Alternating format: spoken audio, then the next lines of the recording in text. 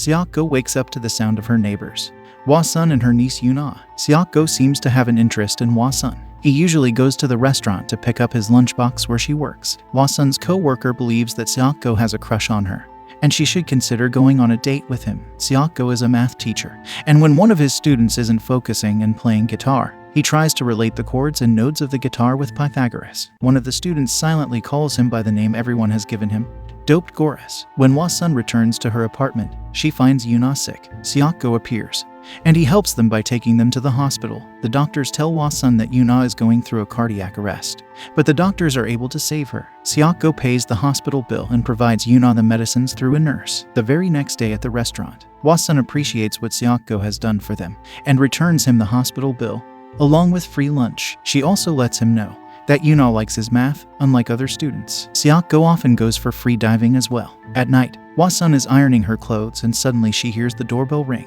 An abusive man enters and starts hitting her. When Yuna enters, the abusive man begins to tease her as well. Hwa-sun stands up for Yuna and tells the man to leave her alone. The man does, but not before focusing his attention on Hwa-sun. He tries to force himself on her. Not knowing what to do, Hwa-sun hits the man with a telephone. The man gets more furious and begins to hit Hwa-sun harder. Yuna interrupts again, this time hitting a glass trophy on the man's head. The abusive man begins to beat both of them more. Seok-go is noticing and hearing everything from his apartment, not knowing how to get out of this.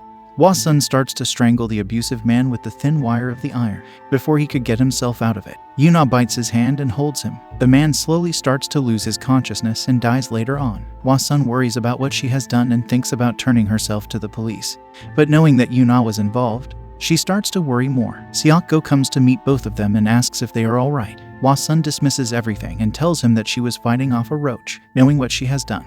Seok-go returns again and tells her to listen to him before calling the police. Hwa-sun lets him know that the abusive man was her ex-husband. Seok-go questions if Yuna was involved in the altercation. When she answers no, Seok-go informs them about the bite mark on the abusive man's hand, which would let the police know that it's impossible to strangle someone while biting them at the same time. Upon telling them the consequences they could potentially face, Seok-go offers them his help. Hwa-sun, being afraid that the police would also take in Yuna, accepts his help. While taking her husband's body away, Seok-go asks if Hwa-sun often goes to the movies. He also finds the keys to the abusive man's apartment. The next day, the police find the abusive man's dead body, with his face being entirely disfigured and fingerprints burnt, leaving almost no trace of his identity. Detective Joe is confused and believes that only a close one of the dead man could attempt something like this. Detective Joe and Detective Sang-joon find the key to the dead man's apartment. Detective Sang-joon questions the landlord of the apartment, and Detective Joe finds the ID card of the dead man. The detectives are able to trace the identity of the dead man and his name as well, Kim Cheol-min. Detectives are also able to figure out the time of his death as well. Detective Joe believes that Hwa-sun could be a potential suspect as Kim Cheol-min rented out a bicycle from an area that is close to her apartment. Detectives pay a visit to Hwa-sun and ask about her whereabouts on the night her ex-husband died. She tells them she was out with her niece to watch a movie. Detective Joe observes that Hwa-sun is getting anxious during the conversation. He still believes that there's still something suspicious about Hwa-sun. Seok-go calls Hwa-sun and tells her to place the tickets to the movie anywhere except the wallet, as the detectives would doubt why she kept the tickets in the first place. The detectives go out for a drink at the restaurant where she works. Her colleague tells them Hwa-sun wants to live her sister's dreams. When the detectives tell her that Hwa-sun's ex-husband has died, she feels delighted for Hwa-sun. Detectives go back to Hwa-sun's apartment and question her about the tickets. At first, she says that she doesn't have them. Later, she hands them a flyer from the cinema that contains the tickets. Detective Joe notices her hand that has been sprained. He thinks that those marks can only come from using a thin wire to strangle someone.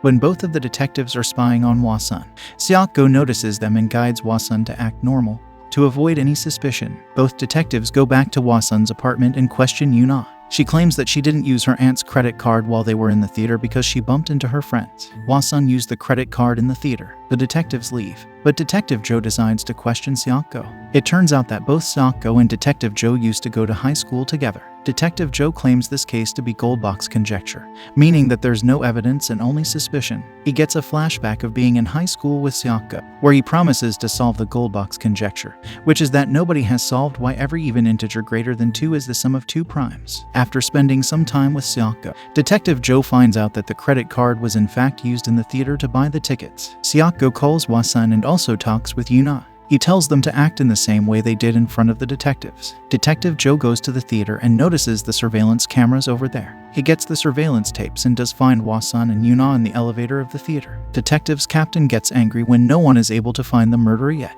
He tells the detectives to go after the murderer and not the motive. Detective Joe proposes a lie detector test. Hwa-sun is terrified about it and wishes that she could have just turned herself in. Seok-go tells her not to worry and just focus on what he has told her. During the lie detector test, Detective Joe is watching her closely from the surveillance camera. When the examiner questions Hwa-sun regarding the death of her ex-husband and if she was involved in it, she answers every question as no. As Hwa-sun is calm during the test, the lie detector shows that she's telling the truth. A furious Detective Joe bursts into the room and asks if she killed her ex-husband or not. A terrified Hwa-sun answers no, and the lie detector states that she's lying. The examiner, however, doesn't accept this, as Hwa-sun answered the question while being in a terrified state. She is assured that the detectives won't come after her again. Hwa-sun is now relieved and is thankful to Seok-go. During dinner, Yuna says that Hwa-sun should have invited Seok-go to dinner. Hwa-sun tells her to forget everything that happened in the past. When disposing of the garbage, Yuna is thankful to Seok-go and lets him know that she's aware that Seok-go likes her and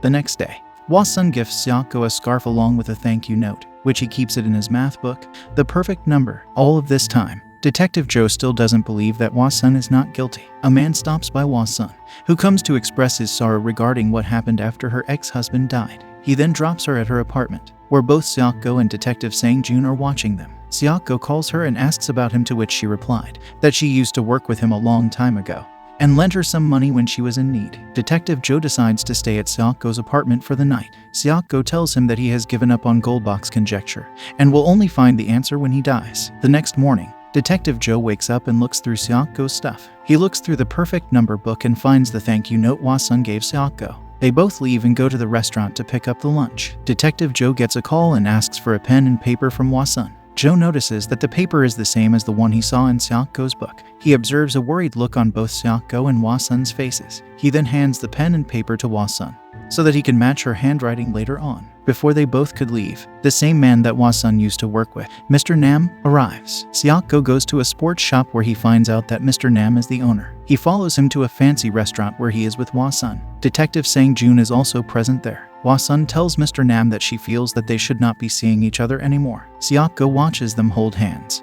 and take their pictures as well. Seok-go is distraught by seeing them together. He feels that he has done so much for Hwa-sun, and how can she just forget it easily? He burns the thank you note as well. Later on, when Hwa-sun comes back to the apartment, Seok-go confronts her and also criticizes her heavy makeup. Hwa-sun is confused to see his weird behavior. Detective Joe still believes that Hwa-sun is the one that killed her ex-husband, but Detective Sang-jun thinks that Mr. Nam is the actual suspect. Upon asking him a couple of questions, Joe thinks that he isn't guilty. That's where he realizes that they were going after motives and not the actual suspect, thinking that Seok-go might be involved in this crime somehow. He goes to the school where he meets Seok-go and his student.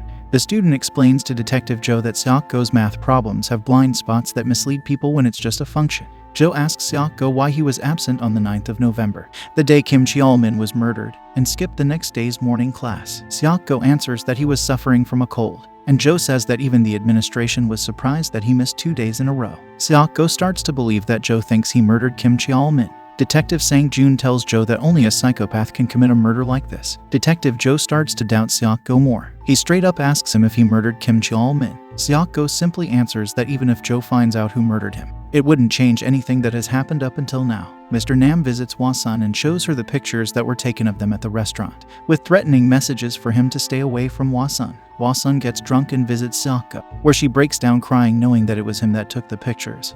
And there's a price for everything. A person doesn't do anything for free. As she cries, she labels Seok-go as a pervert and says that all men are the same. Seok-go asks her to go back home. Seok-go runs into Mr. Nam and questions whether he actually loves Hwa-sun. They start fighting, but Mr. Nam overpowers Seok-go and turns him to the police. When being interrogated, Seok-go confesses to the captain that he used to stalk Hwa-sun and was interested in her. He knew that her ex-husband was abusive, and he makes up a story of how she wanted Seok-go to kill her ex-husband, to which he lies about killing. Detective Joe bursts into the room and gets emotional, knowing that Seok-go is lying and would be facing consequences for his confession. Joe is upset that Seok-go went after love when he was really a genius person. Seok-go explains that he was following his heart rather than his brain. Seok-go asks Joe for one favor. Detective Joe meets Hwa-sun, where he has brought a letter written by Seok-go for her. Only she can read what he has written. Before leaving, Jo lets her know that her ex-husband was killed on the 8th of November rather than the 9th, hence explaining why Seok-go missed 2 days at school. Seok-go knew that the people would find out the killer even if they didn't find the body,